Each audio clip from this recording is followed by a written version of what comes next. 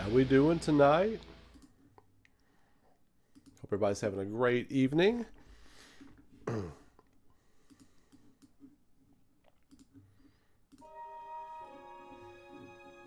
Welcome to another Tuesday night, Kaufmanite. Hope everybody's had a great Tuesday. What up, 26 Murray? Rain, what's up? Bartolus, Zach, Darth Magus. What is happening, everybody? What's up? I'm good. That's what's up. Cranking out some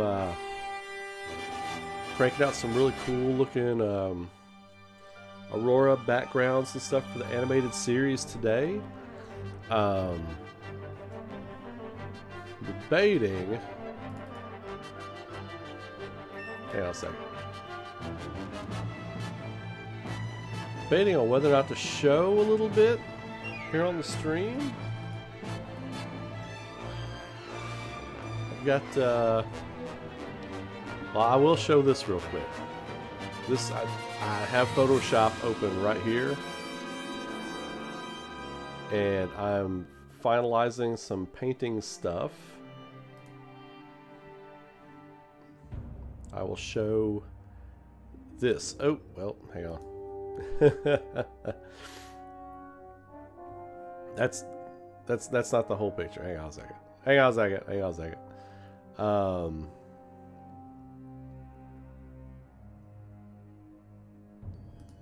There we go.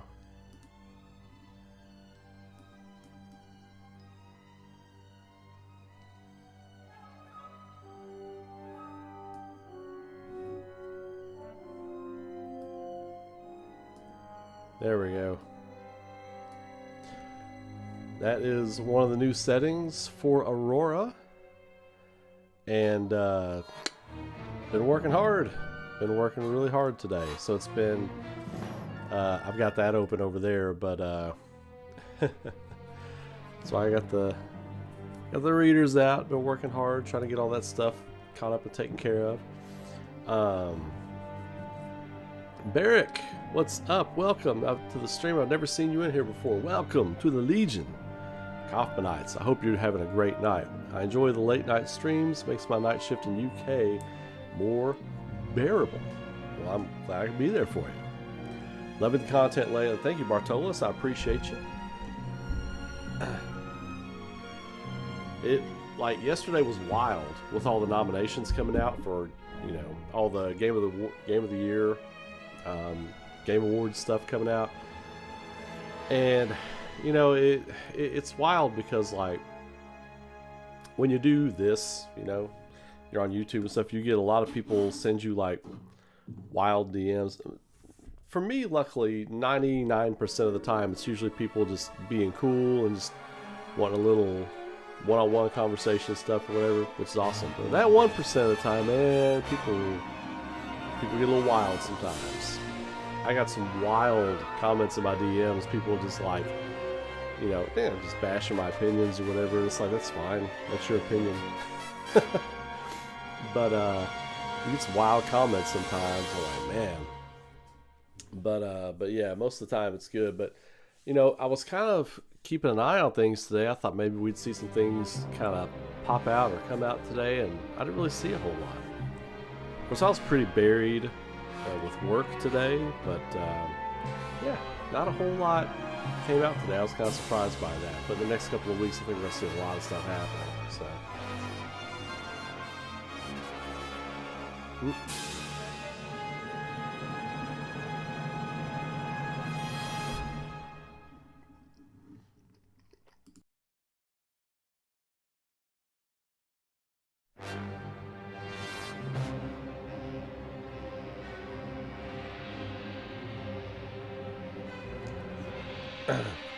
But yeah, I've got new Lore Junkies dropping on Friday. I've got another piece of content coming tomorrow. I was trying to get a piece out today, but it still needed a little editing, and I was like, well, we're going to be live streaming tonight, so there's always something happening on the channel every day, whether I'm live streaming, whether I'm doing content or whatever. So this Lore Junkies I'm doing was fun to put together. So But I did want to ask you all a question tonight. What, like, I've got all this different type of content that I want to do. I've got a lot of different types of things I want to work on, I want to do here for the gaming channel. What all kinds of stuff would you all like to see? I know you all like retrospectives. I know you all like the long form kind of stuff. But what kind of stuff from me in particular would you all like to see? Someone commented on one of my videos recently that they wanted me to do some story breakdowns, like where certain games and creators are coming from with their story and what they're trying to get across or whatever. I thought that was kind of interesting. But I'm always curious about what kind of stuff you all want to see. I don't do theory videos as much anymore because, I mean, they're all kind of out there. You know, once this is my theory, you know, you've kind of put it out there, you know. That being said, I've got a whole lot of stuff coming that like I'm editing and getting done and getting ready to come out starting tomorrow, and another piece on Thursday, and a Lore Junkies on Friday, and stuff every day next week. But I'm always curious as to what you all think.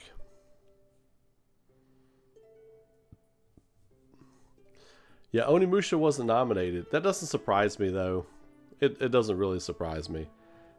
It could have made it above some of those that were on that list, though, for sure.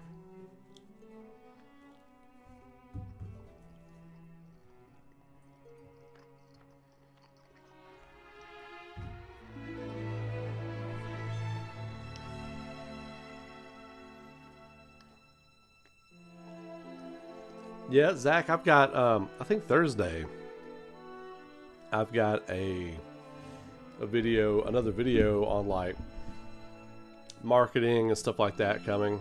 Kind of, it's more about, like,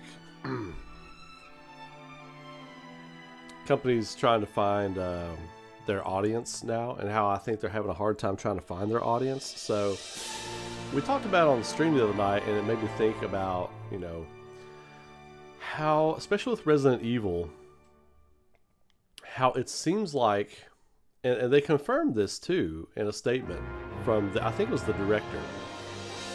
They're like, we don't really know what type of gamer is playing Resident Evil, or we don't really know what type of game people want from Resident Evil right now.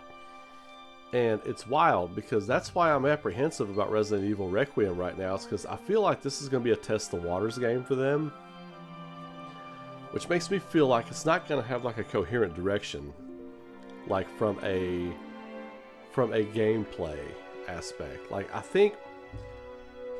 hope I'm wrong about this, but my early idea is that Resident Evil 9 is going to have like a lot of different kind of gameplay mechanics, or like different styles or whatever. You have some classic Resident Evil, you'll have some action. It can't go to Resident Evil 6. And if they're trying to figure out what their audience is for Resident Evil, I could see them teetering too close to Resident Evil 6. Don't fly too close to the sun. Don't fly too close to the sun.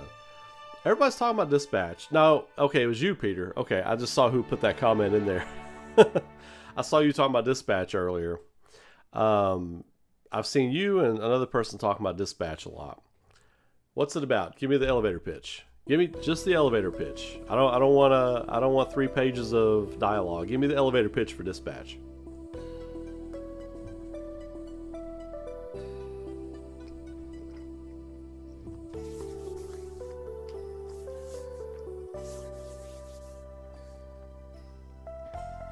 Yeah, that's kind of my worry right now with Requiem, Zach, is that, you know, they don't know who is playing, who to market Resident Evil to right now. But, you know, I mean, we'll see. I hope it's not one of those things where they try to just catch a bunch of fish and try to figure out what people liked about 9 and what they didn't. It's a mainline game, so they can't waste that time. They can't waste that. So I hope they don't.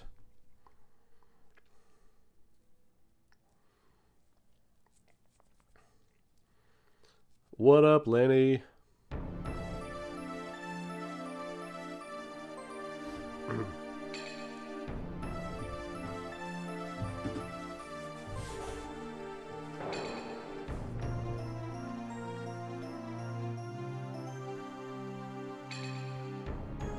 Pete, I don't know who those people are.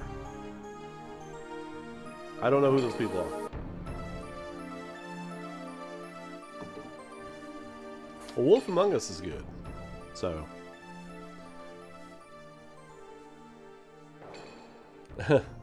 Vincent and Jill Valentine? Valentine's Day.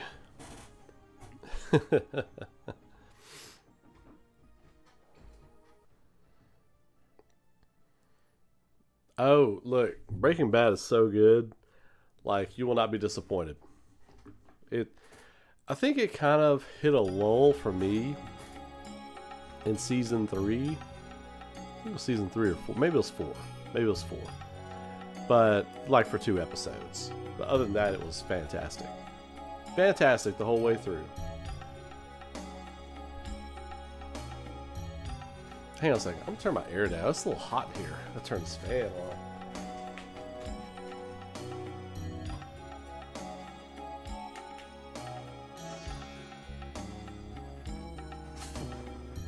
Phew. I was starting to get a little toasty in here. I'm like, man, the weather's crazy where I'm at right now. Like, the storm is blowing through. It was pouring rain earlier, and my sinuses just started going crazy. Like, I feel like my eyeballs are trying to get pushed out of my skull right now. So, I was like, am I tired? Am I getting sick? I don't know what's going on. But yeah, probably a combination of all of those. Yeah, they were both really good. Absolutely, Lenny. But yeah, so people have been, a lot of people, I was talking about those DMs earlier, a lot of people have been asking me when I think we're going to see not Resident Evil, Final Fantasy VII Remake Part 3. And I answered, I think there were 4 DMs, and I answered all of them and said, do you watch my channel? do you watch my channel?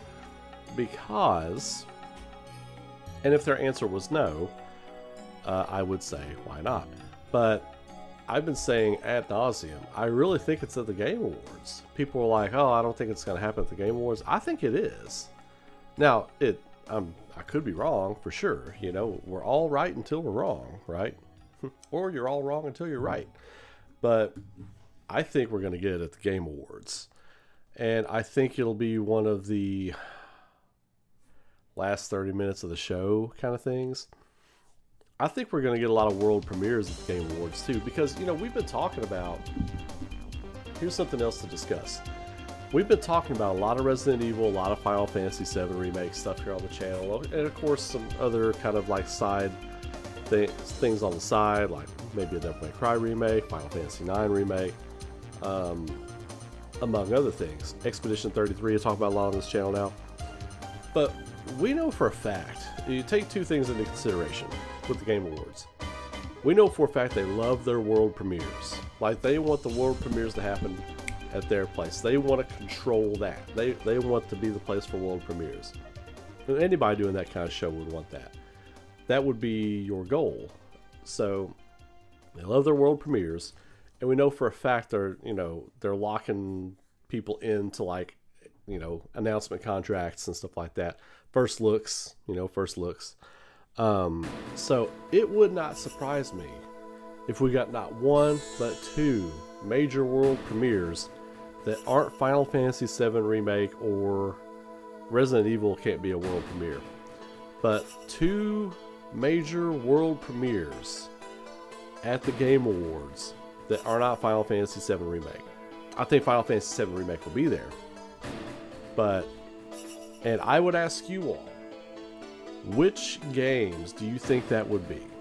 What do you think would be a major world premiere for the Game Awards? And I'm talking major. I'm talking like a big gaming franchise coming back or whatever,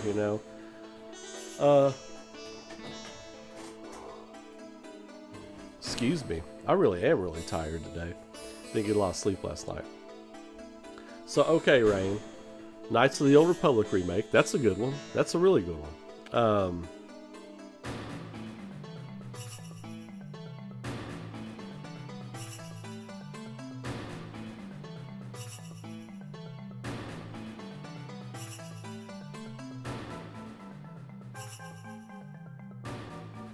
Yeah.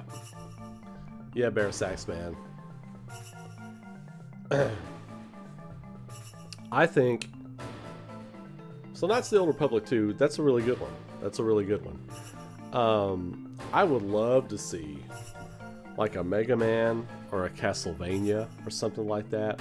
Like some kind of throwback that has instant name recognition and really, or could we see a world premiere for the rumored Bloodborne game that's been rumored for a couple of years now? Possibly. Metro 4. I know you're beating the drum for Metro 4. I almost said Metroid 4. I know you're beating the drum for Metro. We'll see if that happens.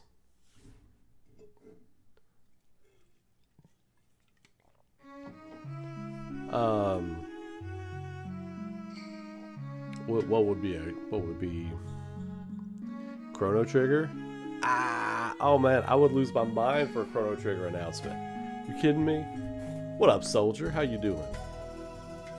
I would lose my mind for a Chrono Trigger announcement. All day.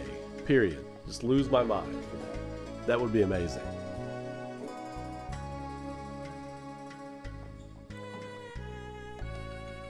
Aqua Teen Hunger Force game? Yeah. Hey, Mr. Food Monster. Absolutely.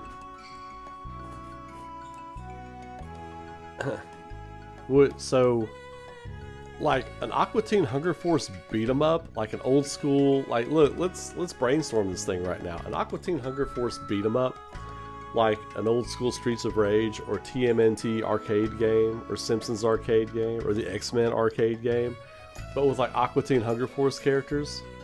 Ultra Loot Wad, you could be Carl, you know, you could be all these characters, and you've got all these different like villain characters you could have in there. You have MCP Pants as a boss, you could have the Moonanites as bosses, you have Emery and Oglethorpe as bosses. I mean, it goes on and on. You could have all different kinds. That would be amazing.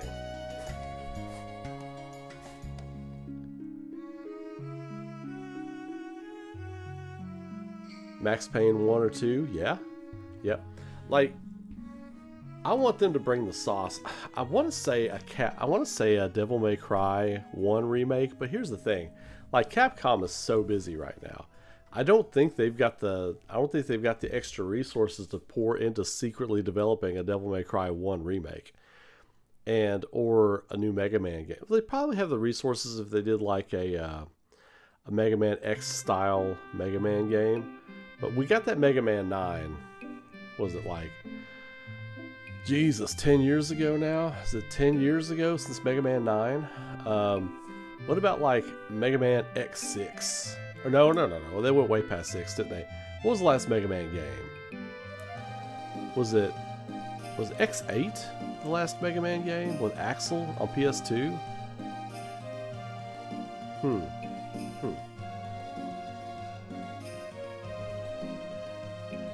But I wouldn't consider Control a major announcement. I'm talking like blow the roof off the joint major announcement. Like, people liked Control. Like Control was interesting. But I wouldn't, I mean, it'd be like, whoa, okay, cool, new Control game, alright. But it's not like blowing the roof off the joint. I'm talking blow the roof off the joint. That's what I'm talking about. 12 years. 12? Was it? It wasn't 12 years since Mega Man 9, was it? Or wait, was it? Huh. Oh yeah, I almost guarantee that if they're remaking Onimusha, Devil May Cry is getting remade. And it's going to be top members. Mega Man 11. I don't know why I was thinking 9. I was thinking Mighty Number 9. That's what I was thinking. Mega Man 11. Mega Man 11. That's what I was thinking of. Thank you. Mega Man 11.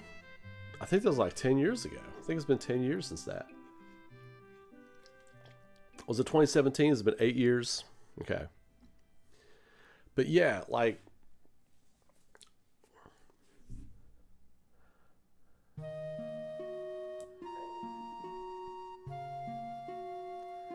Yeah. I mean, it would be a cool announcement. I think a lot of people really like that game. I thought it was an interesting game. And as much as I would love to see Castlevania of some kind, I don't know if Castlevania blows the roof off the joint. Maybe, depending on what you show. Depending on what you show. Is that crooked? That is crooked. There we go. Depending on what you show for Castlevania. Like if you were to show just like some crazy killer gameplay and then throw the name up there, then maybe. But what would really move the needle that we don't already know about, right? We know Remake Part 3 is coming. We know they're going to make Remake Part 3. Like, that's not what I'm talking about, like, major surprise. What would be a crazy, insane, major surprise? A Killer Instinct, maybe? Well, they tried that, though, right? As far as fighting games go, they tried Killer Instinct. Chrono Trigger? Chrono Trigger would blow the roof off the joint. Chrono Trigger would absolutely blow the roof off the joint. So Chrono Trigger would be one. I don't think MGS1. I don't think we see anything for that. I don't even think that's in development yet. I think they're going to do it, but I don't think that's even in development yet. Devil May Cry 1, again, I think it's in the early stages. I don't think we're there yet. I'm trying to think, but I'm just like, you know, of all the games I think they could make, like we could say like Xenogears remake, we could say Final Fantasy 17, we could say, but I don't think those games are happening right now. Like I think 17 is in the pre-production phase. Elder Scrolls 6, if they dropped substantial look at Elder Scrolls 6, I think that would blow the roof off the joint. That would do it. That would do it.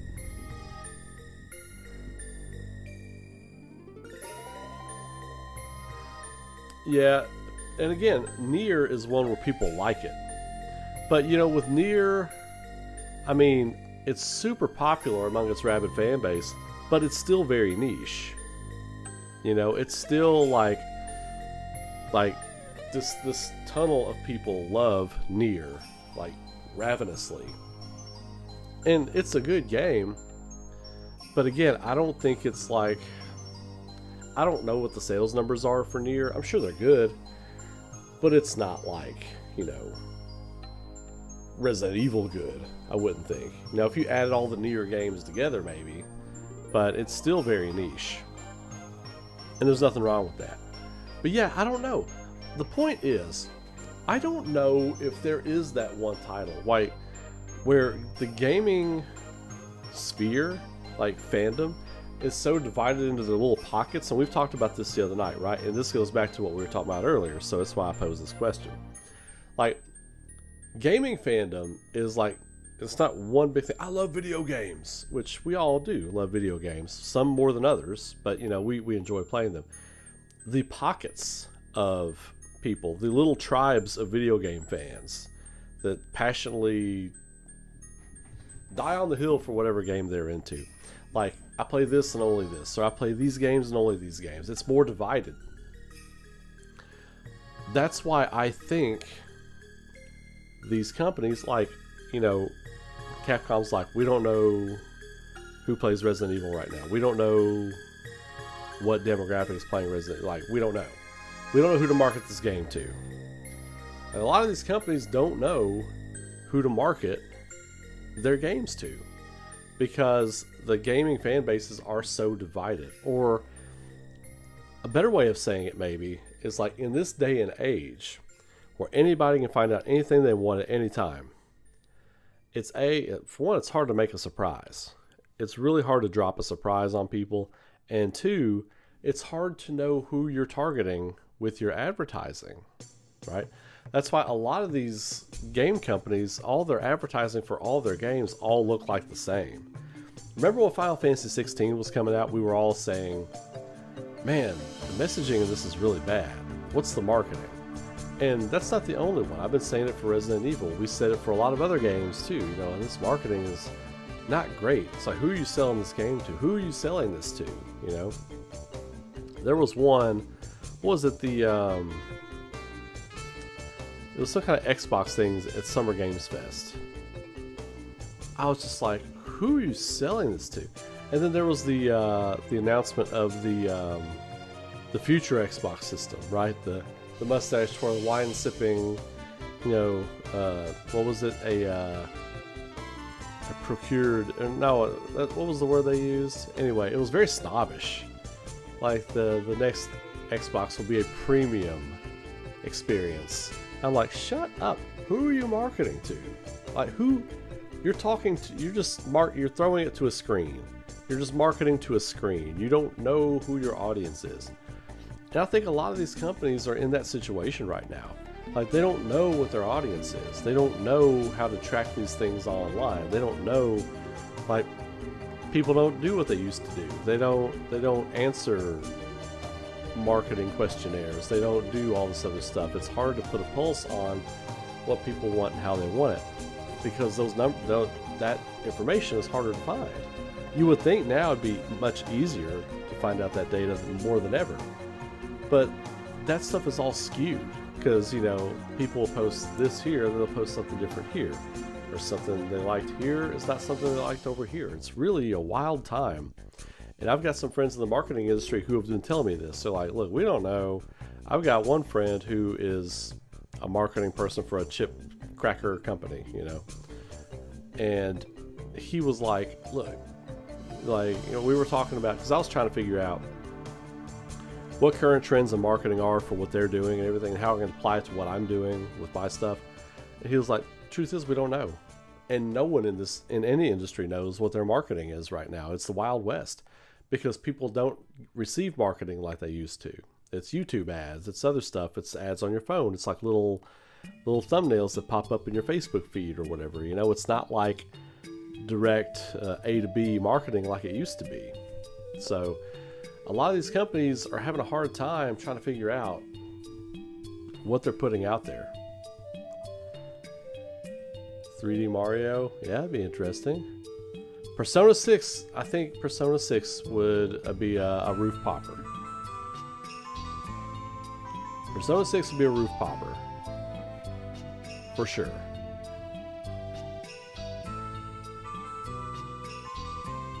Witcher gameplay, but again, that falls into the category of I don't think we're even close to that. That's why I wouldn't say like Final Fantasy 17 or something like that. I don't think we're close to Witcher 4 gameplay.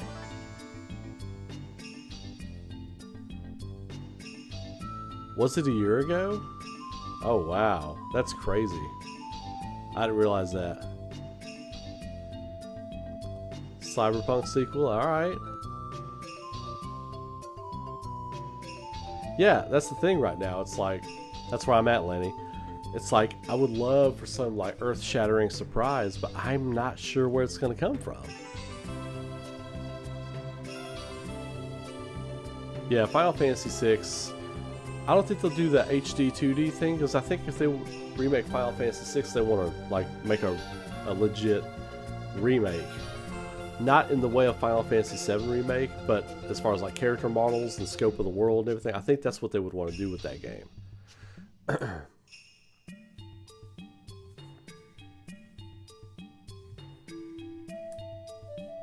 Yeah, Witcher 4 is going to be CD Projekt Red's next game for sure.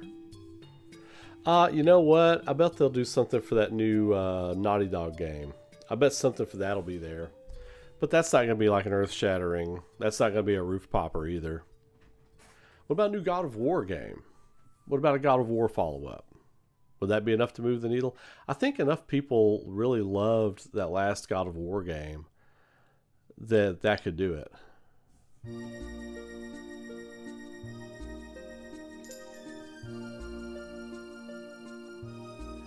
Yeah, Axiom.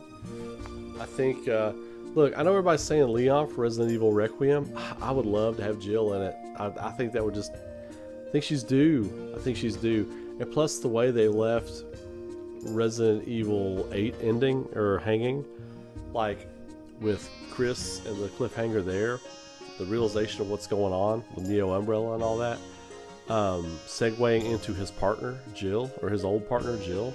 I think that would be That could be pretty brilliant, but we'll have to wait and see. Again, you know, they don't even know who they're marketing the game to, so we'll have to wait and see what happens with that.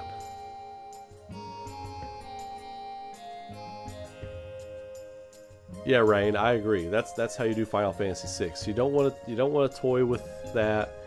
And I think Square's kind of learned their lesson, like with changing things too much. Look, you just look at the numbers, man. Like, I love Final Fantasy VII Remake Saga so far. I love what they're doing with it. I love how they brought the characters to life. I love how it's just basically just like a reworded remake, basically. Just change some dialogue and some story beats here and there. That it's not that they're inconsequential story beats. They add to what is already going on. They add more flavor and more texture to what is already going on. You could tell the story without those things, but having them in there adds more to it. So, but when I say they've learned their lesson with that, they lost a lot of fans and they lost a lot of sales. That is true. That is absolutely true. Like, you can say you like Remake Saga, which I do. I love what they're doing with it so far. I love the game. I think it's fantastic. But you can also say that they lost a lot of fans, they lost a lot of money, because that is also true. They did. There's no denying that. But I think in the future they won't play with these remakes so much. Like, remake Final Fantasy VI, remake FF9, remake Chrono Trigger, remake Parasite Eve, Vagrant Story. Remake these games or whatever, but I think in the future you'll find like much more faithful remakes coming from them. Now, I'm not saying which one I prefer over the other. I'm just saying, you know, they're going to want to expound their business. They're going to want to expand their money, and I just think that's the direction they're going to go moving forward. Good or bad. I just want to see new IPs. Like, I would love to see, and even sequels, you know. Chrono Trigger needs a third game. I don't need a Chrono Trigger remake. I need a new Chrono game. Just give me a new Chrono game in that universe with that look, that feel, the aesthetic, the writing for the characters, the music. Give me all of that stuff. Just give me more of that. I don't need remakes. I just need more of it, you know. That's my big thing with Chrono Trigger right now. Will we ever get Final Fantasy X-3? I don't think we need it. I don't think we need it. Final Fantasy VI would be awesome in an updated style, but that game would be 20 years to tell, lol. Well, I know that's what they famously said. A Final Fantasy VI would take 10 years to make. But I don't believe that. I don't believe that. I think a Final Fantasy VI, I think you could make that game in 5 years. If you put your top team on it.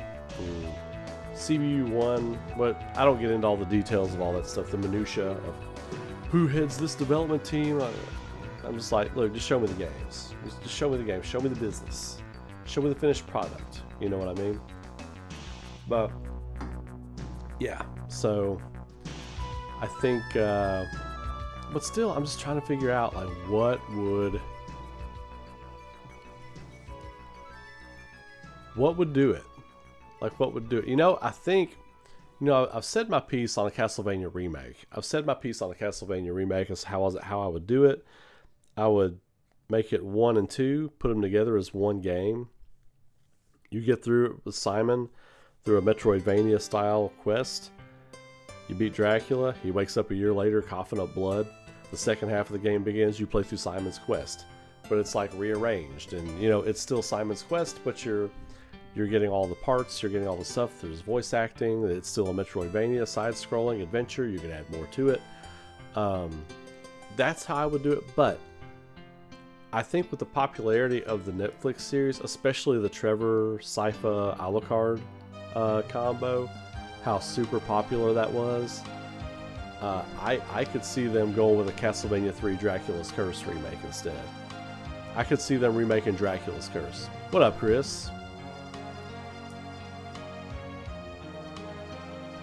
PlayStation exclusivity was a mistake, but didn't PlayStation pony up some of the money for the development?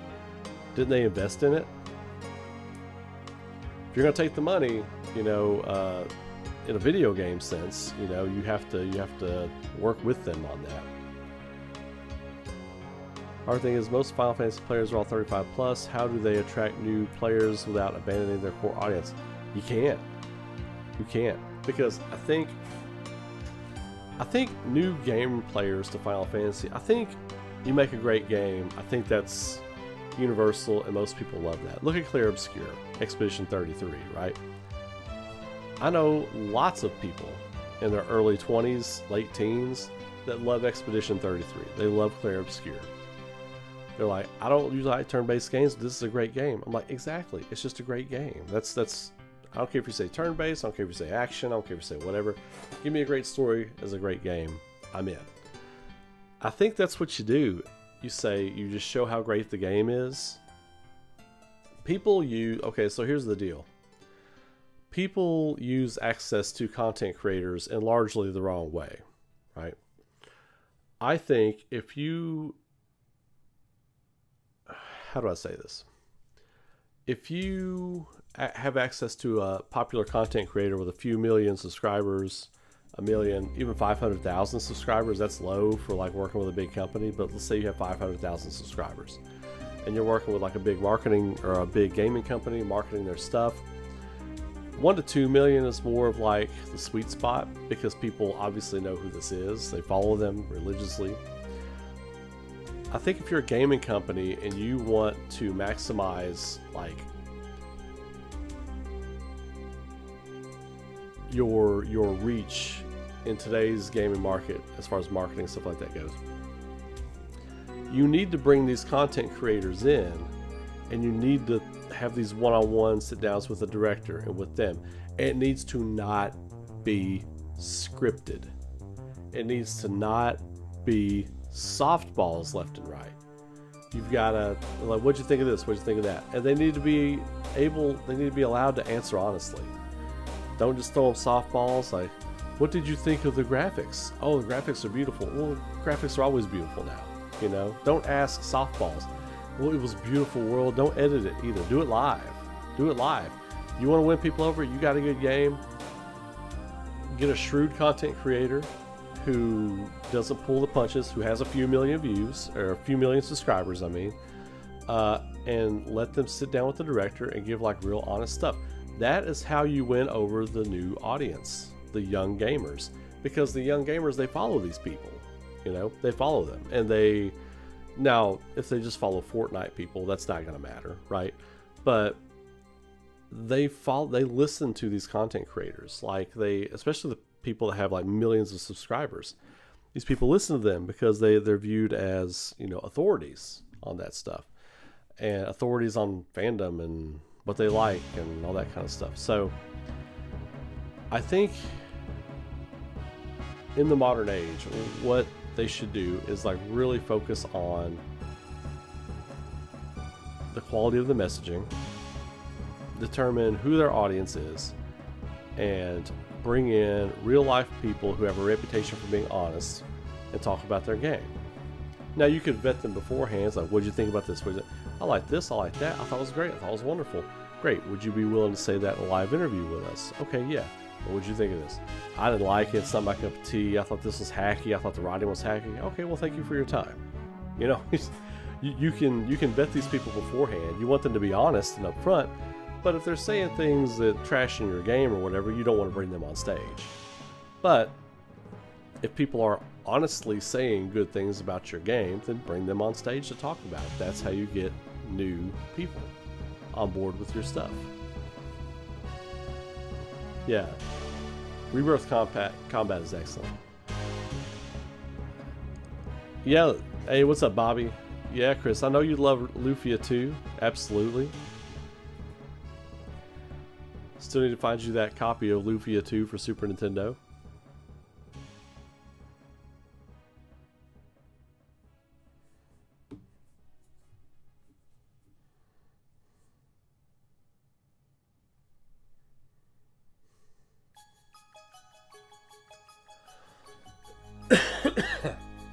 Excuse me.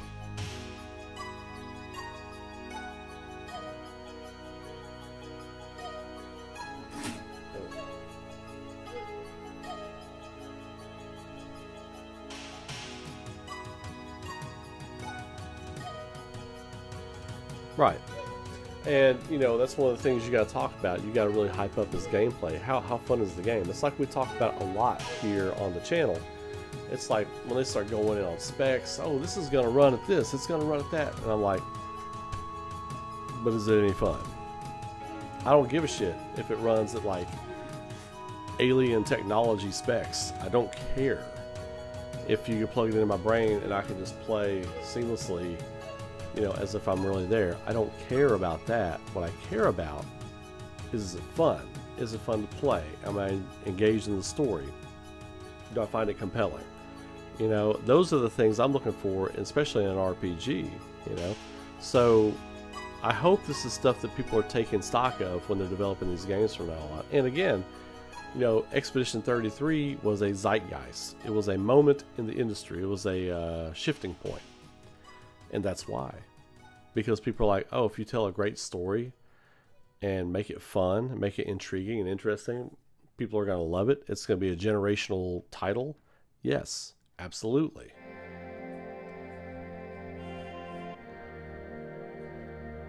Yeah, I could see a new Yakuza game.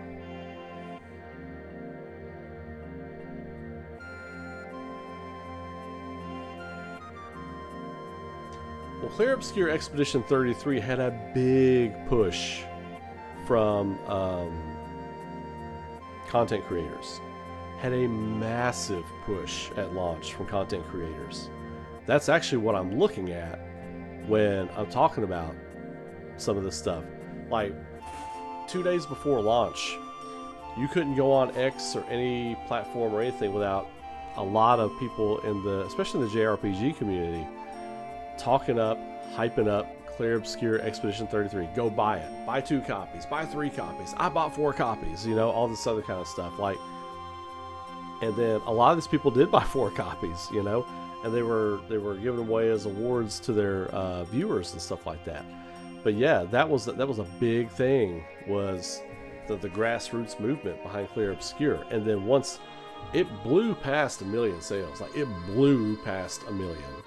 And a lot of that was because of the grassroots campaign that they were reaching out to content creators, and they were working with content creators on reach out campaigns, marketing, stuff like that. Not me, of course. I was like, what is this? I'm playing Oblivion right now. And then I've never even booted Oblivion back up except for to frolic through the fields for a little bit. Once I started playing Clear Obscure, that was like it for a while.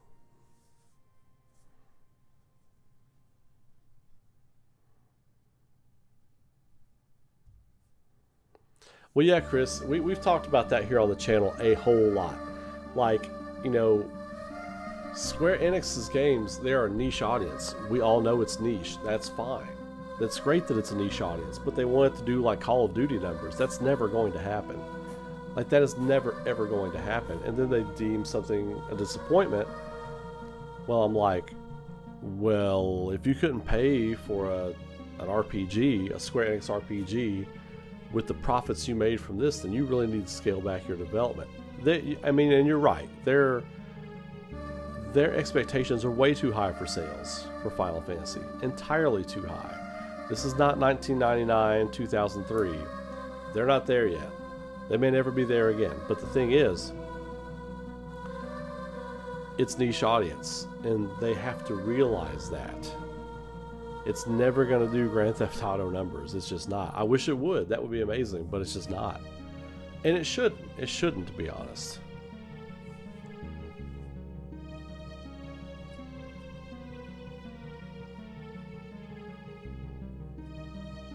Yep, absolutely. Yeah, Game Pass. People don't talk enough about that, about Expedition 33, but Xbox was a big part of its success. A big part of its success.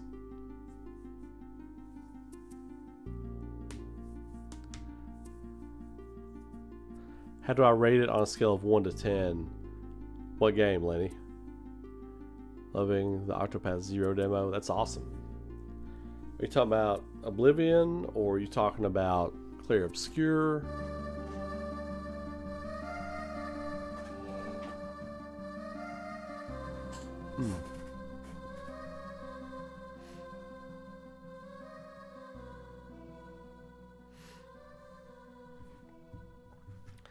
tell you what, this weather is doing something odd to me.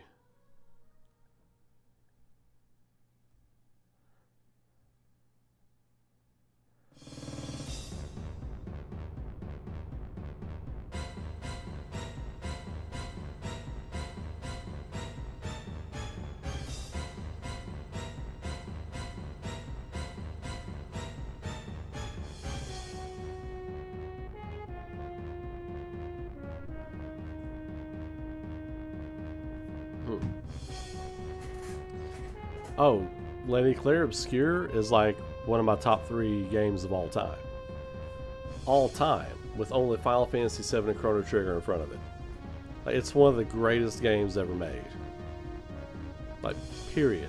End of discussion. It's one of the greatest games ever made. I've even said that, like, people who weren't around for Final Fantasy VII when it came out in 97, 98, that period, this is their version of that. Like, this is their version of, in 20 years, they can tell people, oh yeah, if you weren't around when Claire Obscure came out, oh my god, that was a wild time.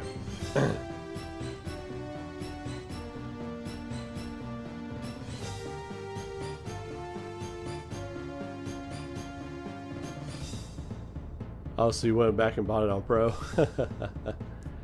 Yeah, it is. I mean, and I went back and forth for months on, like, is it really this good? And, you know, but, you know, I mean, playing through it, I mean, instantly, it's pretty clear how great it is.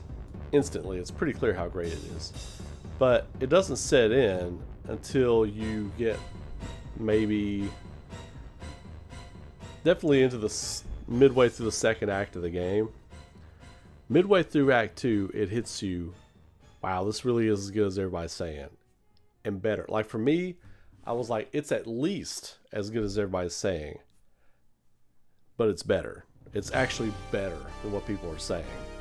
And that was the part that I had trouble coming to terms with, because it was already getting hyped out the ass by everybody, you know.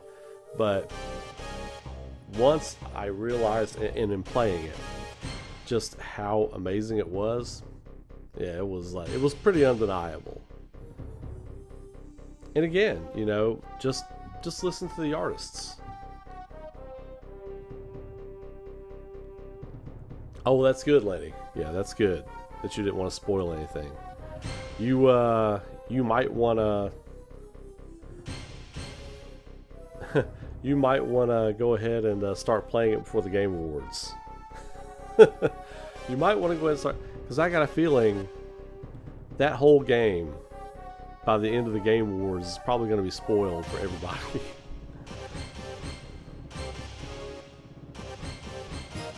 The Simon fight. You know, I've still not even tried that fight, just because I'm not, like, good at games. Like, I enjoy games. I enjoy commenting on them, and the stories, and the music, and the art, and the gameplay, and everything, but I am not Captain Platinum by any stretch of the imagination.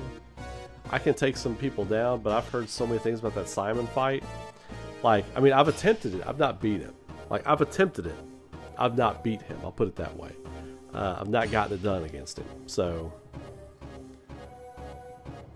but yeah, if you're gonna play it, you better go ahead and start playing it, because here in a couple of weeks, that whole game's probably gonna be spoiled for people.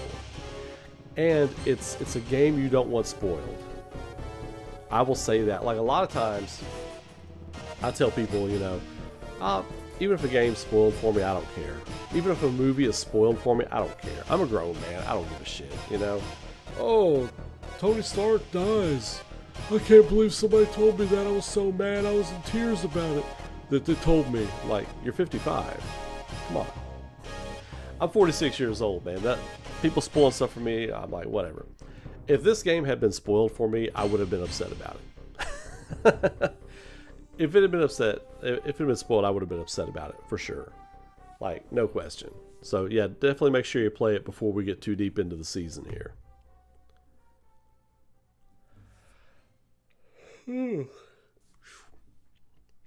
Weather has got me all messed up. Yeah, I had Endgame spoiled for me, like Avengers Endgame. I was like, alright. So, oh my god, I'm so sorry I spoiled it for you. I'm like, I'm 40 something, bro. It's okay. Like, it's fine. Really. We're still friends.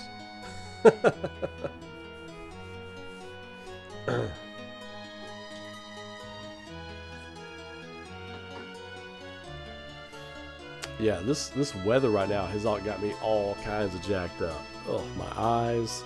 Got this fluttering in my chest from like sinus drainage and all this other nightmare fuel that's in the air here in Kentucky. It just sucks.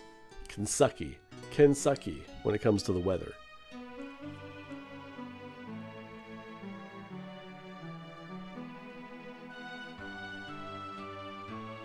I know it's crazy. Like the year flew by. Like this year just gone. Completely flew by. Insane.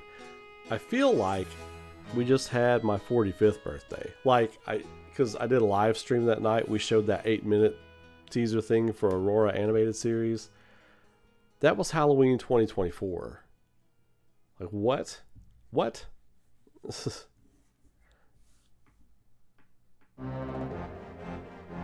Yeah, I know. Thunderstorms. Like with it being like 30 degrees outside. And then it warmed up all of a sudden. Like the temperature started rising and my head started going, oh. My head and my chest. I was feeling all itchy tasty all of a sudden. You know what I mean? Yeah, weather was wild. But anyway. So, I'm going to segue into some Resident Evil discussion. Got some real deep, thought-provoking stuff for you, right? This is some real talk shit when it comes to Resident Evil. I'm going to grab me a quick drink, and I'll be right back with more. So, fuel up, snack up, get something to drink, because I'm going to be asking a tough question when I come back. So, anyway, be right back.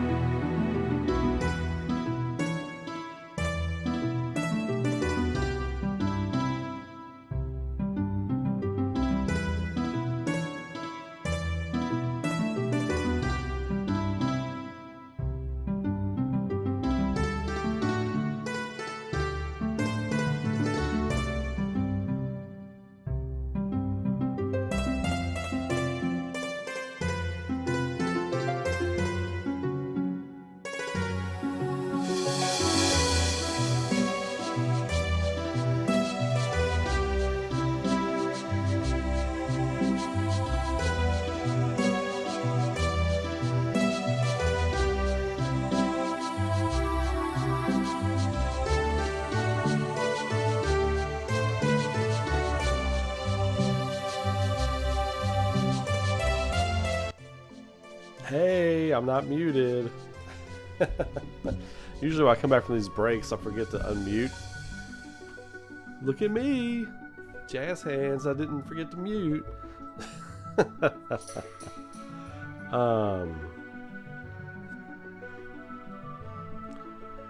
Yeah, Arc Raiders is it pretty cool? I just saw your comments about it as I was going to break. I've seen a lot of people like talking about it, getting other people into it. A lot of people are just discovering that game for the first time, so I think it's pretty wild that you know, the Game Awards, you know, spreading the good word about some of these games that need word spread about it. I know a lot of people didn't know what that was in some other games until they got nominated for stuff and people started checking it out, so I think that's great.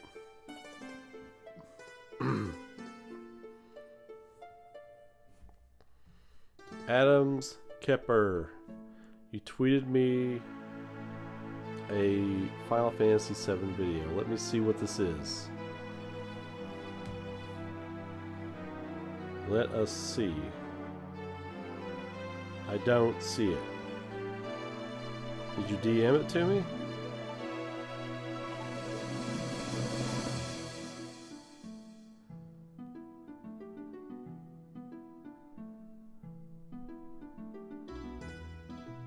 I don't see it.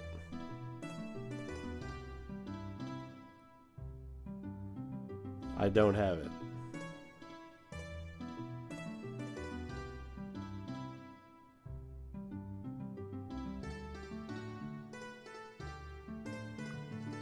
Yeah, I'm sorry, I don't see it on my timeline. It's not my DMs either.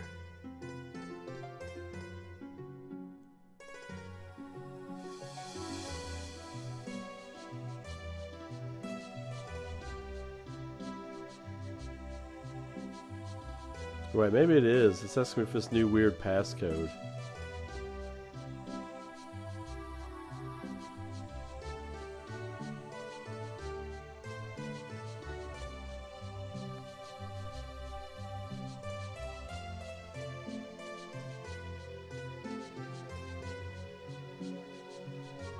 Oh. Okay. Well, just link it in the chat and I'll check it out. It'll be easier than me going and finding it.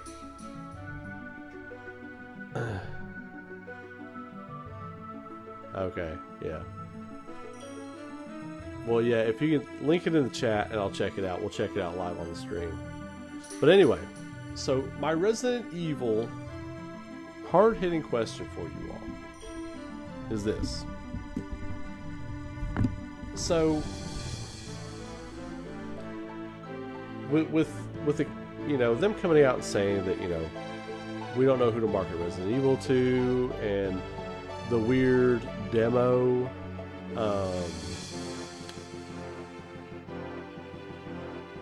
like all they're showing is that weird demo. They're not showing any new stuff for it or anything. And now it's come out that they're not gonna share a, they're not gonna have a playable demo for it.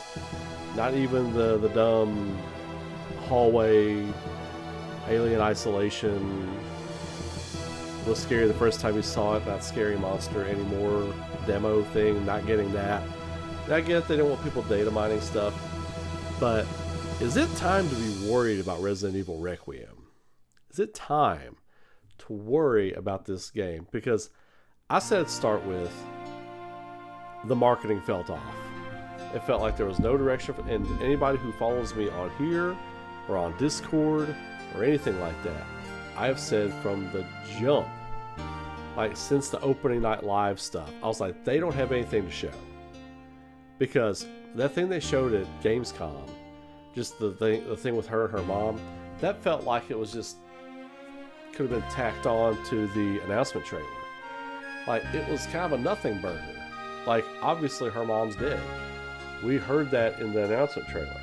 We heard that. We know that. It didn't show us anything. So, I am worried that this game is sounding like it's going to be delayed. It sounds to me like this game's getting delayed. Not only that, But I'm not even sure if the people at Capcom think this game's very good. And that's gonna suck. If Resident Evil Requiem, mainline Resident Evil game, is not good. But here's what it does. Here's what it does. It could take us back to classic Resident Evil. If Resident Evil 9 is in trouble, Resident Evil 7, Resident Evil 8, everybody knows I've got my problems with first-person Resident Evil. I know I'm in the minority on that, and that is fine. I will continue to preach the gospel of classic Resident Evil. We'll never get back to fixed camera angles, which is what Resident Evil is. You know, everything else is an action game. But we'll never get back to fixed camera angles. That's okay. I've made peace with that. But, like, first person, running around in first person, no character, like there's no character work here. I've talked about this before. Is this a situation where you've got a developer or you got a director with this guy, and the guy directing 9 is, I'm pretty sure, correct me if I'm wrong, it's the guy who directed 7, right? That took Resident Evil in a new direction with Resident Evil 7. And then Village had a different director, which I thought Village was good. I didn't like 7. So, somebody told me in the comments, like, Resident Evil 7 is the best Resident Evil they ever did. I'm like, shut your mouth. You shut your mouth right now. It's a horror game, yeah. It's not Resident Evil. You know, it's a scary horror game. It's not Resident Evil. Doesn't feel like Resident Evil. Doesn't walk, talk, look, act, smell, taste like Resident Evil. Period. I'll hear no more else about it. Village was better. Village was still first person, but it felt like Resident Evil again. It felt like it. Now, Resident Evil 9 is going to be interesting, but is it time to worry about this game? Because February 27th is not far away. We are 3 months away from this game supposedly being out. And it doesn't feel like we're 3 months away from this game supposedly being out. It doesn't. If we don't see anything at the Game Awards, it's time to worry about Resident Evil 9. Period. Now, having said all that,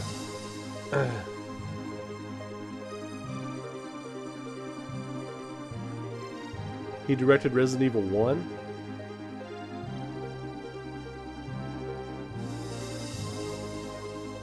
Okay, hey,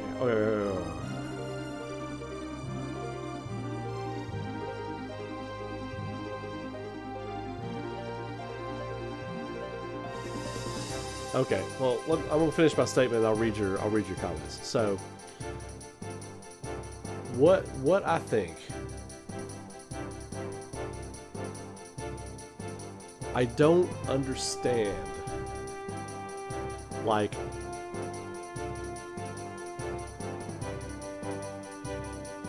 how do I phrase this?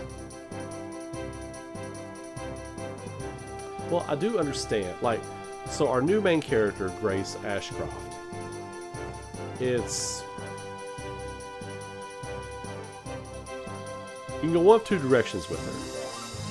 If they go the one direction, which is the direction I hope they go with her, where you're just thrown into the situation and you let the player just develop a care and concern for the character, not because you're beating us over the head with her mom died, she's lost here. If we get that, I'm out on the character, because I don't need all this manufactured sentiment when you don't need it in Resident Evil. You've never needed that in Resident Evil. You've never needed it. It's always people put in a terrible situation and just toughing it out and gunning it out. Claire Redfield, Leon Kennedy, Jill Valentine, the entire STARS team, all those characters. You love those characters because they're dropped into a critical situation and you get to know them because of their mettle. You didn't get, oh, well, Chris was orphaned as a small child, you know, Jill was a military brat, and Barry's from a divorced household, and all this, you know, Claire Redfield's from a broken home, whatever those stories are. I'm not even sure what Claire and Leon's home family stories are. Because I don't need to know. I don't care. It doesn't matter. It has no bearing on me enjoying these characters and getting to know these characters in a game. Has Capcom forgotten how to write Resident Evil characters? That's the question. Has Capcom forgotten how to write Resident Evil characters? Dimitrescu was an okay written character. She was a meme. She was popular in Resident Evil Village because she became this meme. Step on me, mommy, and all this kind of garbage. Like, the character, if you just go by the character in the game, she's okay. She's not even like the final bad guy before you fight the main boss. The best of those 4 characters was Heisenberg. He was the best character in that game. Period. The best character in that game, and it did not feel intentional. It all came from the voice performance. He was not written to be the best character in that game. It all came from the voice performance. It all came from the performance. The writing in Resident Evil Village wasn't super strong. The performances were fantastic. Whereas in the past, the performances were meh, and the writing was super strong. Like the writing in Resident Evil 1, Resident Evil 2, Nemesis, Code Veronica, the writing is super strong in those games. Resident Evil 4, super strong. The performances weren't great. Resident Evil 4 had a great performance. The performances in those games weren't like burning the house down. The writing was good. In 7, I will say the writing for Resident Evil 7 was very good. I enjoyed the Baker family a bunch. Like, they were the best part of that game. It felt like Capcom presents the Baker family. You know, they were great. I loved them, and they were tragic. I liked their story, and the performances were very good. It just didn't feel like Resident Evil to me. Village, the writing was not great. The performances were excellent, though. Performances were excellent, and Heisenberg, again, he was the shining star of that game. He was the best thing in that game. Resident Evil 9, are we going down this path again? Are we going down this path again? Are we... If they give us this Grace character, and I don't even care if you're just her for the whole game, but it can't be this manufactured sentiment, right? In Resident Evil, you have to grow to care about your characters because you're surviving this story with them. Like, it's almost like you're partnered up with them and you're going through this game and surviving together with this character. And you get to know the character through the game. They're beating us over the head with her tragedy at the start of this thing, and it just doesn't feel evergreen. It doesn't feel evergreen to go in knowing this about this character and everything, because I'm going into this game feeling like, you know, feeling sorry for this character. Oh, I feel sorry for this character. I feel so sorry for her. I just wanted to, I don't feel sorry for her. I don't want to feel sorry for my Resident Evil character. I want to feel like, man, this bitch about to get shit done. She's going to go in here, she'll kick the door down, she'll get some shit done. She's going to Jill Valentine, she's going to Claire Redfield this thing. No, I just want to feel bad for her. I feel bad for her. Oh, man. I don't like that. I don't like that. I haven't liked that since they started pushing this, and I'm not big on it. So, I don't know. And plus, with all the technical things happening right now, we haven't seen anything. We've seen nothing for this game. We've seen zilch for this game, and it's coming out in February. Right, right. No, Mr. White. Yeah, he was just missing his Jesse Pinkman with him, right? But this game's coming out in February, people. Now, do I think it's time to hit the alarms? No, I don't. But it is time to start asking some questions. What's going on with this game? I was asking questions. What's going on with this game? When was it? Was it Tokyo Game Show? It was Tokyo Game Show. Remember, we all stayed up till 4 a.m. U.S. On the East Coast, at least. I think it was 4:30 in the morning. to watch this Resident Evil Requiem showcase. It was, they labeled it as a showcase. And it was just the director and some other dude and some local Japanese personality up there talking about the game and her playing it and running around scared. That was it. I was like, we got a problem here. We got a problem. There's a demo, but it's the same demo that's been floating around since, I think, Summer Games Fest. No, not Summer Games Fest. Gamescom. It's been the same demo floating around since Gamescom, and it's a largely unimpressive, just straightforward demo of her running through the hallways and this monster, this stalker monster, chasing her around. So I think it's time to start asking some questions and being like, yo, look, there's not a lot of questions we can ask, of course, but when this game comes out, when it comes out, I'm not totally sure it's coming out February 27th, to be honest with you, because they're not dropping this demo because they want to just focus on making the game as good as they can possibly make it. Folks, we should be going gold in 30 days. This thing should be going gold in 30 days. That's a little alarming.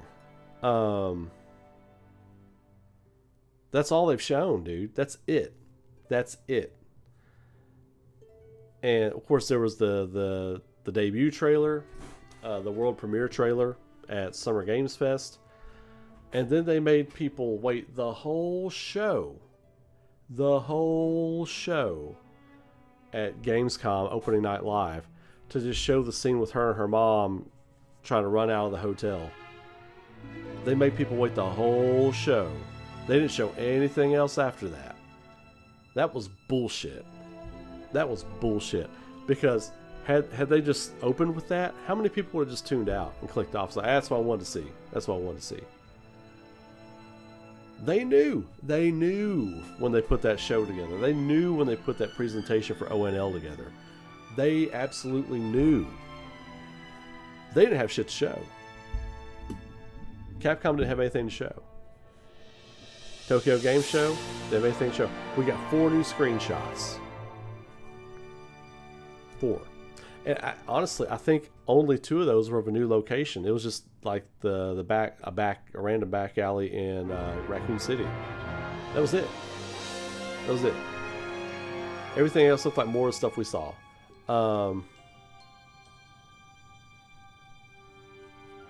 Yeah, and that's cool, Zach. And like I said, I really hope she's a great new character, because Resident Evil needs great new characters. They do, and I hope she is. I hope she's that, and I hope she grows into a good role. But I don't like this idea of, having to soften us to a character with her whole backstory before we get into the game. It just feels like you don't have much else. She feels more like a survivor girl from a slasher movie. And that's not what Resident Evil heroines are. That's not. They come into a situation able to take charge, to take command. I love that. I like that. I like that in my Resident Evil women. They are not survivor girls, like in a Freddy movie or a Friday the 13th movie or a Halloween movie. That's not what they are. And she's even like an FBI agent. You know what I mean? It's like she wasn't paying attention to FBI class or something. I don't know. Here's what it's going to feel like. She's going to feel like, for me, it looks like they're setting her up to feel like a survivor girl and not like a Resident Evil badass chick. You know what I mean? Like, Resident Evil women are some of the best female characters in gaming. Some of the best. I'm not saying the best, but Jill's my favorite. But they are some of the best because they are written in a take charge way, and they don't feel like a woman written like a dude. They just took a dude character and put a female skin on it. Like, that's not, they get tough women right in Resident Evil. They get them right. This doesn't feel like they're getting it right. And that's why I'm worried, because since 7, I've been like, Village. Village, I was like, this writing's not great. Like, the writing in the Nemesis remake, Resident Evil 3 remake, wasn't great. It wasn't great. The 4 remake, the 2 remake, the writing was excellent. That was excellent. But you're working with gold.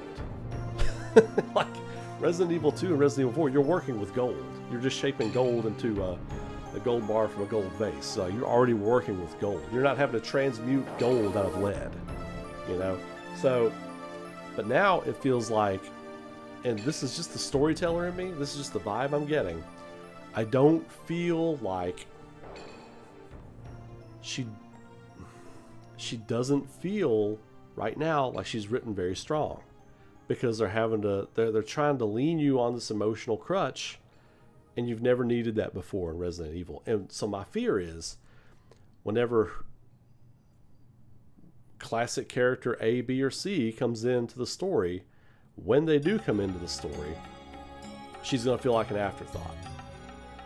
And if that happens, she goes from being a possible future character you can use in future games to just not being that.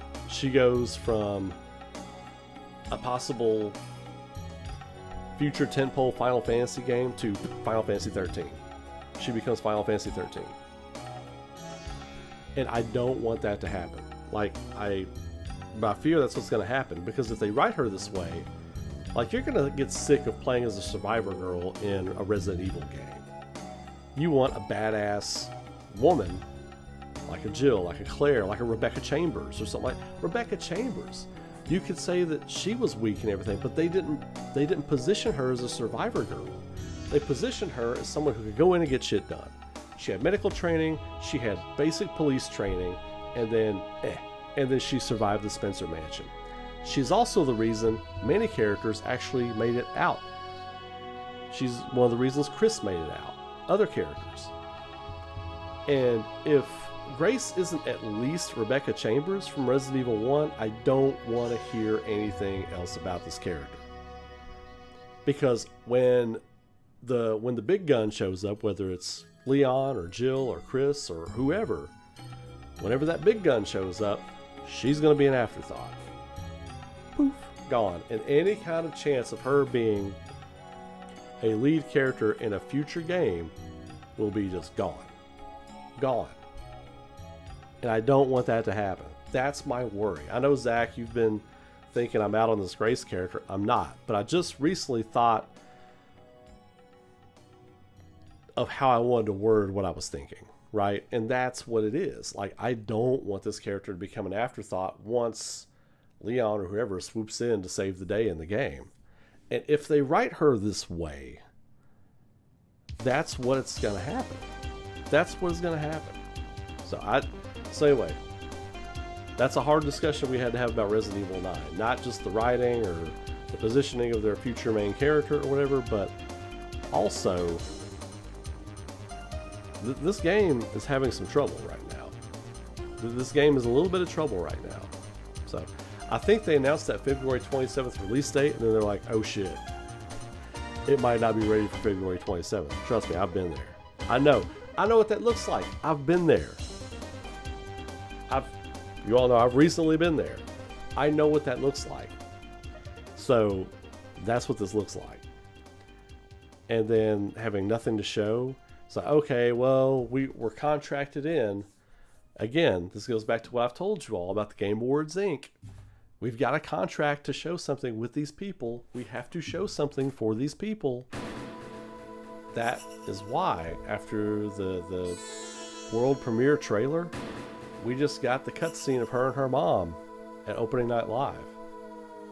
We're contractually obligated to do this Resident Evil Requiem showcase at Tokyo Game Show.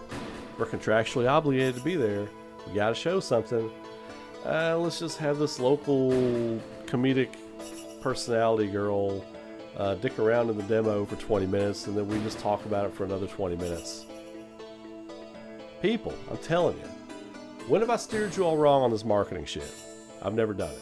I've never done it. I'm not doing it right now either. There's something going on with this game. I think around July, they were probably like, hold up, we're having to retool some things, or something's not working, or we're going to completely redo something. We don't know what we're doing yet. We got to have a new direction for this game. No demo coming out. Them coming out and officially putting a announcement out about it. Well, not an official announcement, but like a side kind of announcement through a publication. Are we going to get a demo? Well, no, we're not doing a demo. We just want to make sure you get the best game possible, yada, yada, yada. Which, that's admirable. But again, if this game were okay, they wouldn't be like, no demo. We just have... What they wanted to say was, no demo. We have to focus on getting this game out because shit is blowing up right now. I feel like that's what they wanted to say. But anyway, that was the hard talk I wanted to have. I want to read some of your comments here real quick. I read yours, Zach. 100%, if Leon, for example, comes in and saves her and she is another damsel like Ashley kind of was, I would be very... Well, yeah, there's that, but that's not really what I'm talking about. Like, that would be terrible. Like, that would be absolutely terrible. You absolutely 100,000% cannot do that with that character. What I'm saying is, let's say you're having a hard time using Ashley or whatever, or not Ashley, shit, you got me saying Ashley Graham. You're having a hard time using Grace Ashcroft. She's not as good. She's kind of clunky. We want her to feel clunky or whatever. No. You've got an out. She's an FBI agent. Just make her an FBI agent who's never seen this shit before. She can still be scared, but she knows how to use a gun. She knows how to get around. She knows how to do shit. Takes a little acclimating to learn to deal with these horrors, right? But then you can hit the ground running, and I hope that's what they do with her. It's cool that they've shown her escaping from being captured by the Seven guy, who I think is Spencer. Very Seven feeling, you know. But it's great that they've shown that, and she's got grit, she can survive. But I need to see more from that character. And maybe when we get into playing the game, maybe the game comes out February 27th, and maybe when we get into it, it all just clicks. And it's like, you know what, I had nothing to worry about. This is actually great. Best case scenario, I hope that's what happens. And they've got a future mainline title protagonist they can use for many years until she gets old and ages out, and then everybody's like, oh, she's too old, we need a new character. Best case scenario, that happens. They definitely can't have Leon come in and save her. That cannot happen. Even though in Resident Evil 1, Jill either had to get saved or Chris had to get saved, depending on if you play as Jill or Chris. That's a little bit different. You got to see them kick a lot of ass throughout the game. Wesker caught them. So that, you know, the best villain ever in Resident Evil caught you. You getting out for that. You getting out for that one. If they do a situation where Grace gets captured by Spencer after some crazy boss fight kind of bullshit, whatever, then gets captured and Leon comes in to save her, then okay, maybe. But she's got to kick some ass. Like, she's got to kick some ass first. But it can't be a terrible time playing as her. Because if it is, then everybody's going to be like, when Leon or Jill or whoever shows up, they're going to be like, oh, thank God. Oh, thank God, a Resident Evil character I can play as. Oh, this is so much better. That stigma will be on that character forever. Look at Raiden from Metal Gear. Look at Raiden from Metal Gear 2. Look no further than Raiden. Look, they can't Raiden Grace. They have the same hair color. They cannot Raiden this character. Because Raiden in MGS4 was a dope-ass character. I didn't care because I hated playing as him in Metal Gear 2 so much. You can't do that with Grace in this game. Just cannot do it. Cannot do it. So that's my worry, Zach. But I didn't even think about her just being a damsel in distress. You 1000% can't do that. 1000% can't do that. Yeah, it can't be Outlast, Chris, for sure. Pro tip, pay attention in FBI class. Yes, absolutely. All of them. Pay attention to all those classes. He was my favorite to this day. That's why I love you, Envoy of Justice. You're a man of fine taste. Gaijin, what's up? Gaijin. Envoy of Justice, Rebecca and Leon were 18-year-old rookies in the RPD. They both had the stories of being pushed past their experience level to the max. Yep, absolutely. Survival. Survival. That's why it's called survival horror. Not just horror, it's survival horror. I think there's a possibility that they show a pretty cool trailer and gameplay at the Game Awards, and then it's like an April release date or something. I could see that. Look, if they show us something new, like, yo, look, we got to push the release date back by like 2 months, but here's what we're working on, here's why we're delaying it, check it out. You know, okay, fine.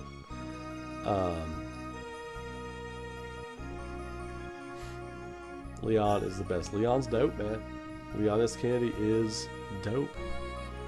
100% agree. She needs to have growth through the game by herself, and she turns into a formidable character. But that's my whole thing.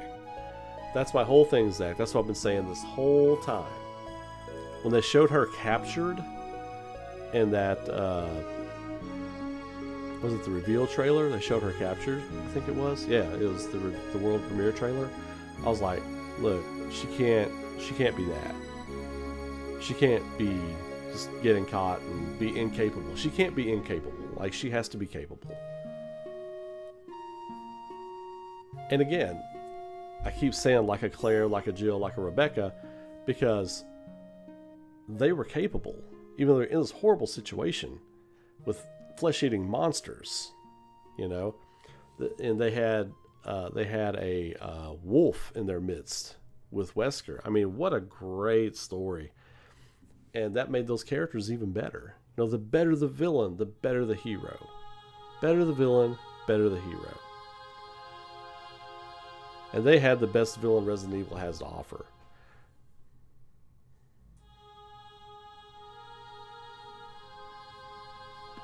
They could keep going with a Resident Evil 1 feel for the character. Yeah, but, I mean, yeah, they got to do that. But the thing is, like, everybody in Resident Evil 1 was capable. Like, they were all capable. She's got to be capable. That's my point.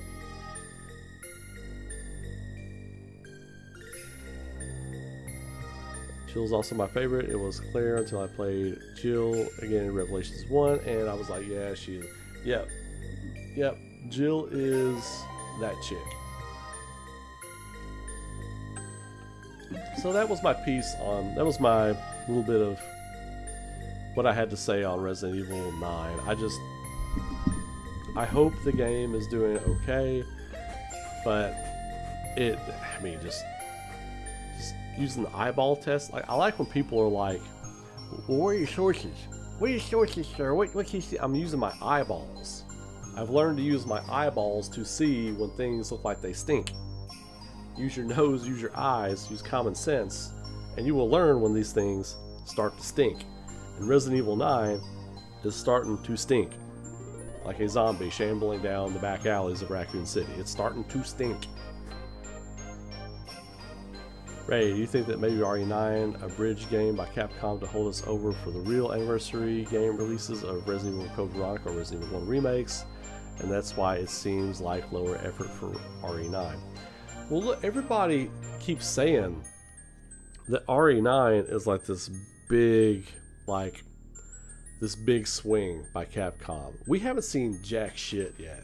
Like, we haven't seen jack shit. Like Jeff Keighley was like, it's this big ambitious game. And it's like, well, really? Because right now we've seen a lackluster demo and a reveal trailer and a cutscene, a very blah cutscene. Doesn't seem very ambitious to me. So it's time for us to see something. They got to start putting their money where their mouth is. We're 3 months out. They've got pre-orders out. They've got people that have pre-ordered this game. Money is on the table now. It's time for you to start showing. That's the thing. Like, before pre-orders went up, that's my thing. Before pre-orders went up, like, you got no skin in the game. You got no money in the Capcom account. You got nothing. Now you've got skin in the game. You've put 50, 60, 70, 80, $100 down for a pre-order. They have accepted your money. It is time to show something now. So that is kind of like pre-orders are open, been open for a bit. We're 3 months away from this game coming out and still haven't seen shit. Nothing. Now, do I think... I hope it's not low effort. It feels low effort right now, but I hope it's not. At the end of the day, I hope it's just amazing and we're all just like, oh, we're all just drooling in February playing this game. But it doesn't feel like a bridge game either. It's a mainline Resident Evil Envoy. And I think they treat it with reverence in that regard. However,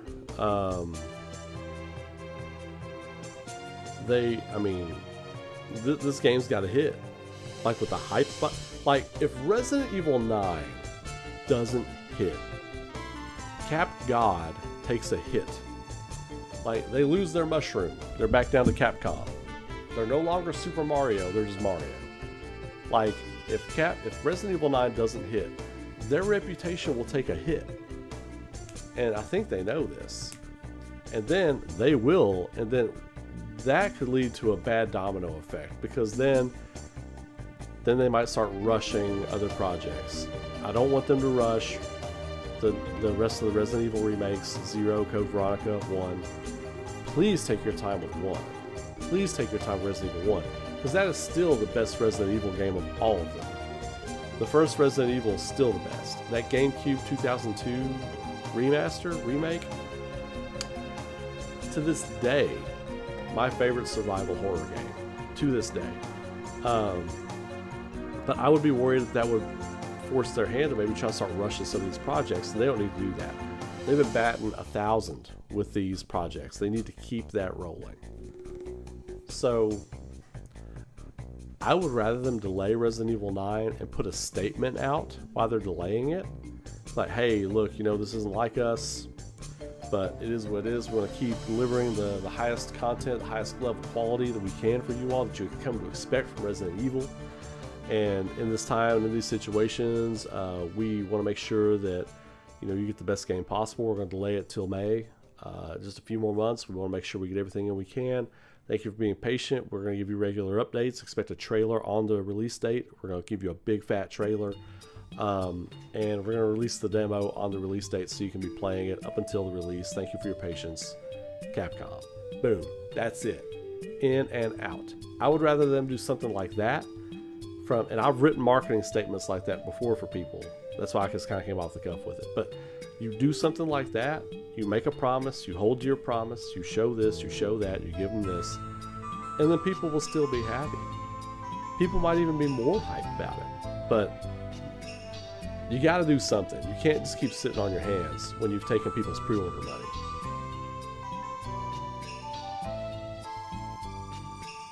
Tencent will buy Ubisoft, yes. Absolutely, Chris. I think we've talked about this, but yeah, I think Tencent will buy Ubisoft. Or, Sony could buy them. I could see Sony buying Ubisoft for sure. Everybody wants to talk about Square Enix being bought by Sony. Square Enix is too big for anybody to buy. Like that would be Sony. That'd be like Sony or PlayStation, not Sony. Sony is something different. PlayStation has its own money. Sony PlayStation, that would be like them buying another Sony PlayStation. Like Square Enix, they make anime, they make manga, they make toys, they're a multimedia conglomerate. They don't just make video games. That's why their video games can suck for 3 or 4 years and they're still flush with money, because they have all these other revenue streams that they do. They've got gambling machines over in Japan. They've got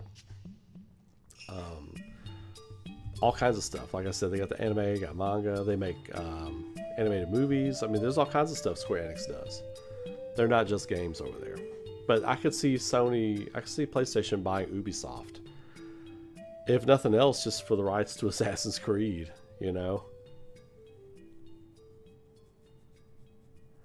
Well, they had to pull a heist to get Activision Blizzard. I don't think anybody's going to do that to get Square Enix. And Activision Blizzard had World of Warcraft at the time. Had World of Warcraft. They had everything else under the Activision banner. I mean, I don't know how much Square Enix is worth right now. They're worth a few billion. So, I mean, they can make a play, but I mean, the Activision deal was so big that Congress tried to block it. You know, it was that big. And I think people have also kind of learned, I think companies have learned their lessons, like shareholders.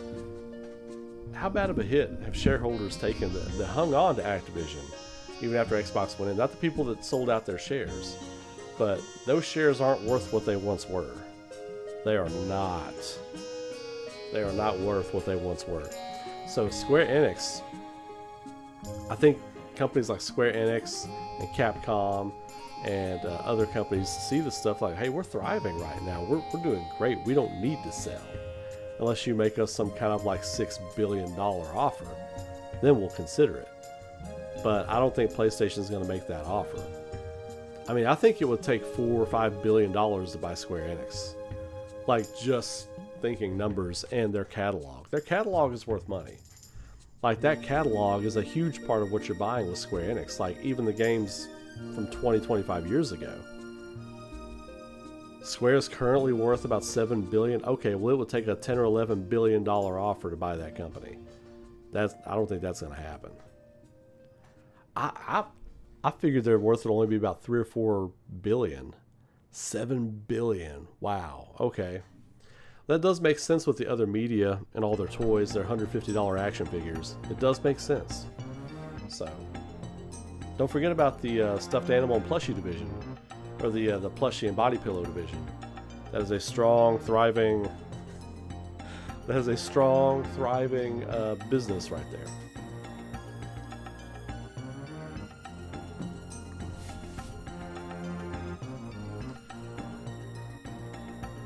Resident Evil 2 is my favorite Resident Evil. My favorite survival horror is probably Alan Wake 2. Yeah, Alan Wake 2 was great. I still prefer the first Alan Wake just because I felt like it was not terror-inducing, but like it gave me more of the feeling like, oh shit, what is that?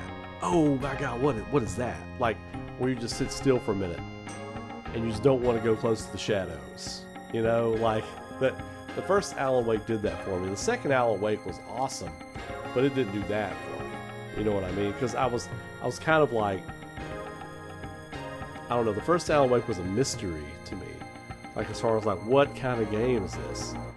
So Alan Wake 2, I kind of knew what kind of game this was. There were other surprises, of course, but I mean, Alan Wake 2, I was kind of prepared for what I was getting with Alan Wake from Alan Wake 1, actually. But yeah, it would take a lot to buy Square Enix. That's why. So again, that's why, you know, the Ubisoft question. I think Ubisoft is for sale. Absolutely. Man, I wish somebody would rebuy Bethesda. I wish somebody would come in and make like a flea market offer for Bethesda and get them out of Microsoft. God, get them away from Microsoft, please. The sound design in Alan Wake 2 was the star of the show. That was the star of the show for me. It was very creepy. It was Silent Hill-ish in ways. Like, I don't think anybody does sound design, in my opinion, better than Silent Hill, because it's like the atmosphere that the sound creates in Silent Hill, just the things going on around you that you don't necessarily see. It's so good, man. It's so good. What they do with sound in Silent Hill, for me, for my personal taste, is kind of unmatched. I really love all that. But yeah, so that was my tough talk on Resident Evil 9 Requiem. Hope none of that comes to pass, but we'll see. But I'm looking at a few more of your comments here, and I'm probably going to call it a night here in a moment. Pretty beat.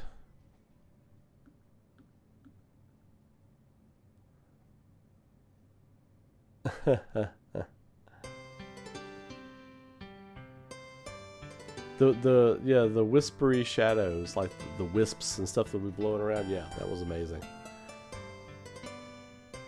Ugh. I didn't play Hellblade. I had no interest in Hellblade. Had even less interest in Hellblade 2.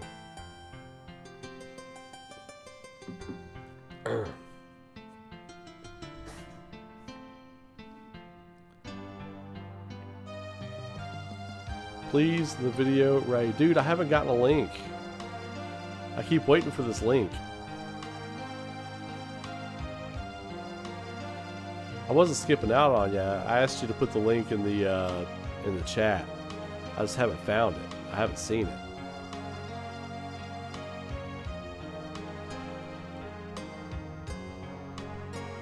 Did you put it in there and I missed it? Let me see.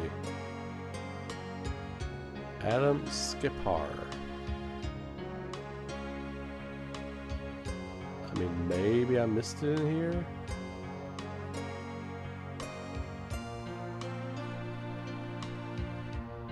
Yeah, I don't see it.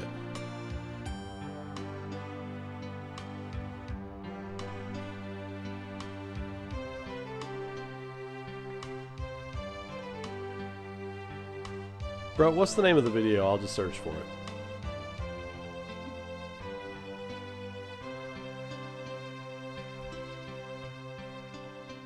Yeah, YouTube chat blocks links, especially if it's for external stuff. So, just what's the video?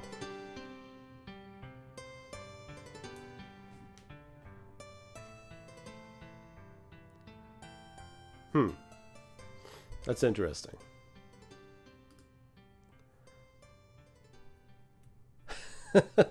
He's like, please, the video, Ray. Please. I want to watch it. You got me curious now. I just got to be able to see it.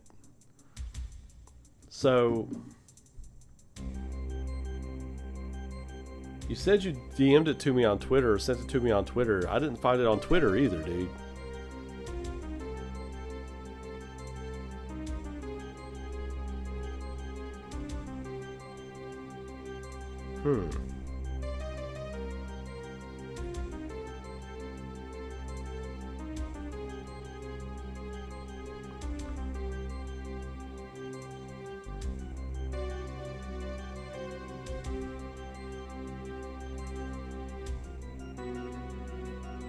I'm even looking through my phone. I don't see anything on my posts.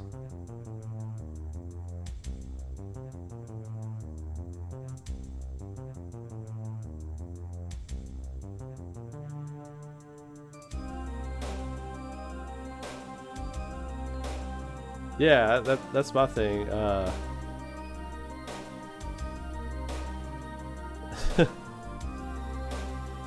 Well, that's the thing. I'm like, tell me what the video is. I'm looking on this. I'm looking on my stuff here.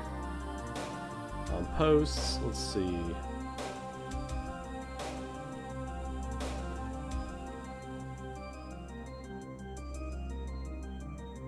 No comment.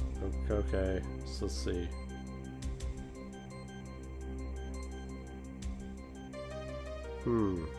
No comment there. This is our comment here. No comment there.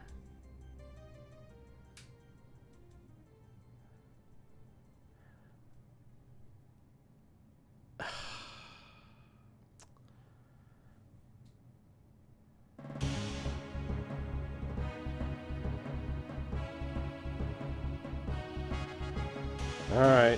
If I can find it real quick, then I'll do it. Let's see. Nominations are in. We got snubbed. Here we go. There's my video. Let's see. Looking for you. I'm on the video.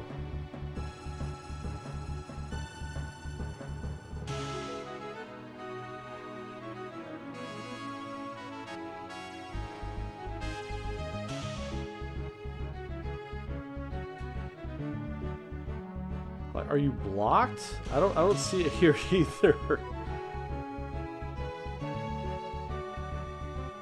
Let's see. I am seeing comments I didn't see before though.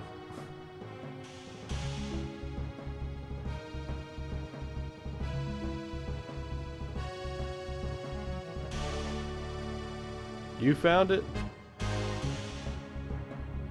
Okay, Chris. Text it to me.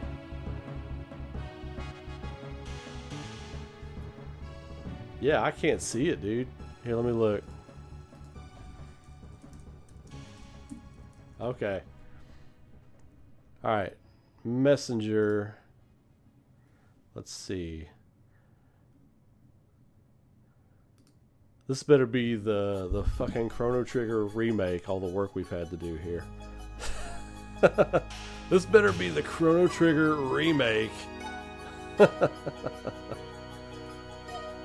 I could not see this in there. It was on X. I did not see it. Wow, I did not see this anywhere. Hey Ray, okay, yeah, I couldn't see it.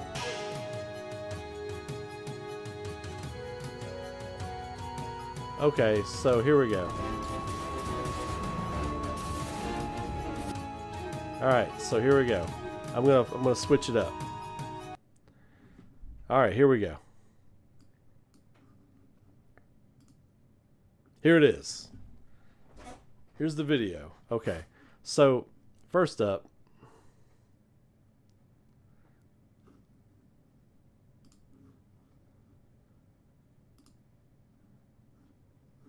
where'd the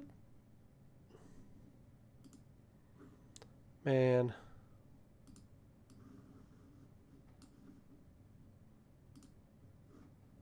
Hang on.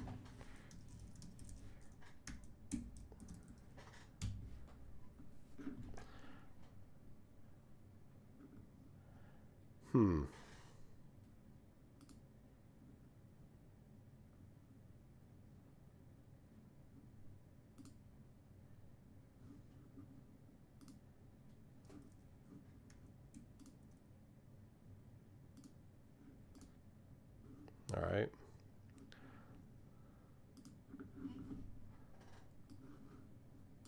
Put you here.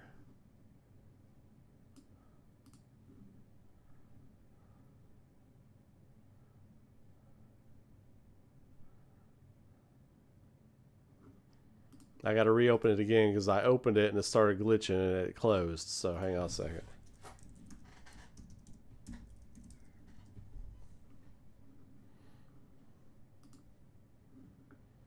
So let me go here again. Okay. Pull it over here. Okay, we back. Big we back energy here. Okay, so it says M.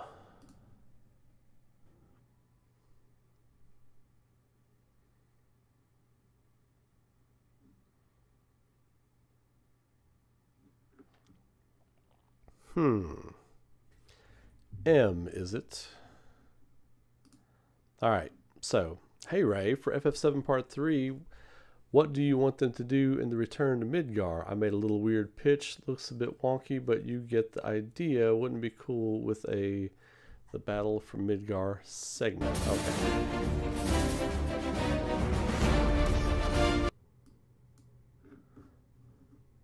Alright. So this is AI. Is this AI, M?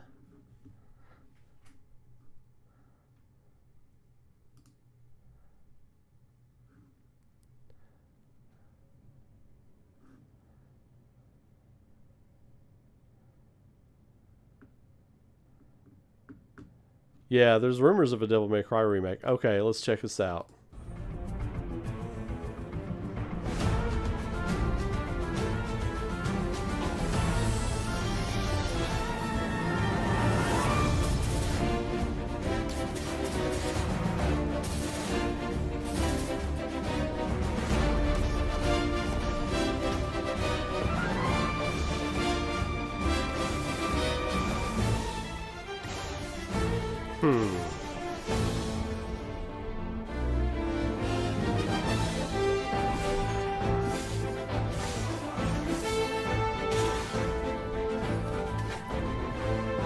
Bro, this is AI.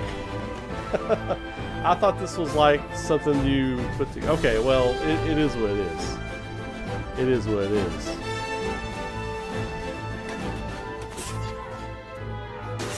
It's interesting.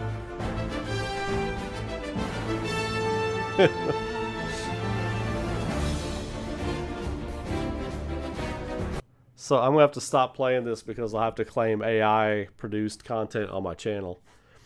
But I will say,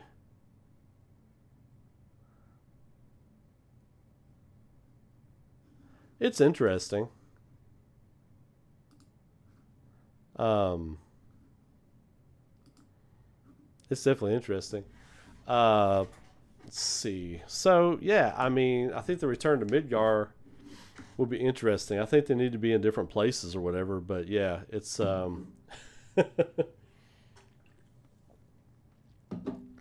yeah. So the Cloud Sword retracted into some Doctor Strange going on there. No, it's fine. The idea and the concept of it is fine.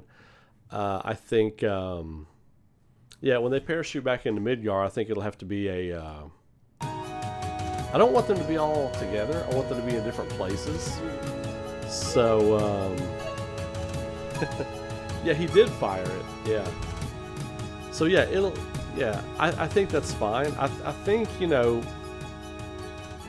for the most part, I mean, we know they're going to have to go back to Midgar, but Aerith won't be there, obviously. You know, I think you had Aerith in that. I don't think Aerith will be there, but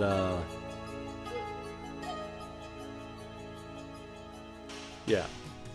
But yeah, good deal. I didn't see, yeah, I did see Tifa. Tifa was with Cloud. And then Yuffie had like these big buns. She looked like, what's the girl from Naruto? Tenten, like Tenten from Naruto for a second. But yeah, that's wild. But yeah, man, anything could happen. I think it was a good shot. It was a good try on that. I think at first, dude, I thought you made this whole CG thing. I thought you made this whole CG. I was like, wow, did this person make this? And I was like, oh, it's AI. Okay. But yeah, we'll see. Anyway, yeah, Tenten was a very underutilized character, as were most of the Hidden Leaf characters. Lots of the Hidden Leaf characters are very underutilized.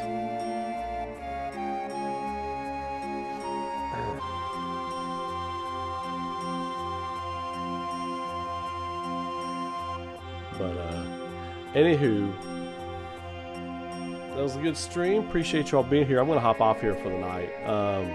Got a lot more work to do. Got to get some stuff done. Got to get some things rocking and rolling. But I hope all of you all have a great rest of your night, no matter where you're at, or if you're going to bed. Have a great rest of your week. I'll be live streaming on the ARAURA YouTube channel tomorrow night. We're doing some production stuff. I don't know if I'm going to do comic book remaster work tomorrow night, or if it's going to be something else. But it'll be something. So we'll be on there tomorrow night. Have a great night. Be safe. Be good to each other. Keep rocking. And I will see you all in the next video. Take care of yourselves. I'll catch you later.